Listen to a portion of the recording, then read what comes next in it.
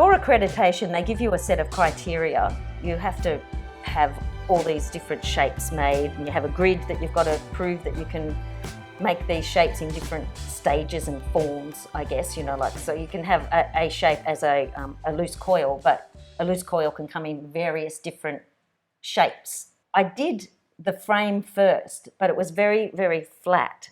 So I thought, that doesn't really show them what I can do, because most of my things that I've done in the past had been three-dimensional. I decided to make this as well so that they could see that, okay, I can use different shapes and make them into a more interesting piece, I guess. But having said I don't do monochromatic things, I did. Yeah, I was going to say, is that monochromatic? I did. No. So these are all shapes that are approved by the Quillers Guild. Gotcha. Okay, so they are approved quilling shapes. Didn't throw anything else in there. And so what flowers are they? I don't know. Okay. I don't know.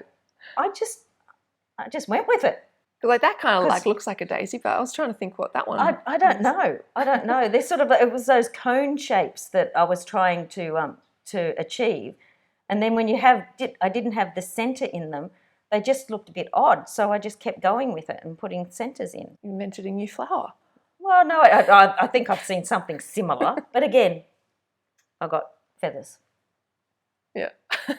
Which I didn't even realise until we started this interview that I like feathers so much. And so both of the fascinator and that frame piece, you had to post to the England Guild. Yeah. And then they judge it. Wow. Yeah. They judge it, and I think it probably took about 8 months. It was the most nerve-wracking 8 months because coming from here, it had to go at least 6 weeks early so that I knew that it got there on time. Okay, so, and then they do the judging process, which is they get together 3 or 4 accredited quillers. They get together and then judge the pieces, and then they've got to put their feedback together and then send you your, yes, you've passed or no, you haven't. It was just so nerve-wracking. I'm thinking, I can't have been quilling for this long and not get accredited. This is just crazy. And so they send you the letter and then they send your pieces back? Yes. Oh, wow. Yes. Yeah. Must have been a relief when it arrived. Well, when they arrived back in one piece, I was quite astounded actually. when you know how post can go. Yeah. Was that 2018 that you got accredited? That was 2018. Congratulations. So, yeah, thank you. So from 2018, I really haven't done very many pieces.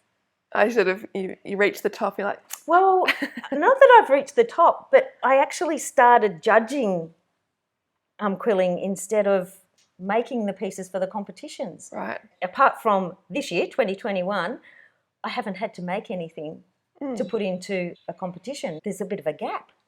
So what got you into like the judging part of the competition? Well, I was asked to judge